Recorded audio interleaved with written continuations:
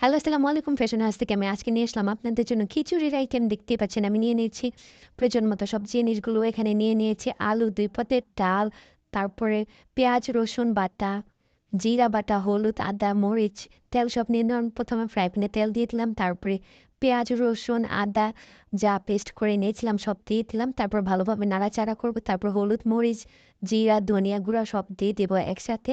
তারপর একটু পানি দিয়ে সুন্দর করে কষিয়ে নেব। তারপরে দিয়ে দিচ্ছি তেজপাতা, লং, দারচিনি, এলাচ। তারপরে দিয়ে দিলাম ২ পদের ডালগুলো সুন্দর করে ধুয়ে রেখে দিয়ে দিলাম। তারপরে আলুগুলো দিয়ে সুন্দর করে নাড়াচাড়া করে কতক্ষণ ডেকে নেব। পরবর্তীতে ডালগুলো দিয়ে তারপরে কিছুক্ষণ নাড়াচাড়া গরম পানি দিয়ে নেব। গরম পানি দিয়ে সুন্দর করে নাড়াচাড়া করে একটা শীষ আসা পর্যন্ত আমরা অপেক্ষা করব। তারপরে দেখতে পাচ্ছেন কি সুন্দর খিচুড়ি তৈরি হয়ে গেছে। দেখতেও যেমন লোভনীয়, খেতেও তেমন লোভনীয়। সাথে যদি হয় একটু আচার তাহলে তার কথাই নেই। পেজটাকে বেশি বেশি করে ফলো দিয়ে পাশে থাকবেন। আর যদি আপনারা চান এখন থেকে আমি আপনাদেরকে রান্নার ভিডিও দেব। ধন্যবাদ।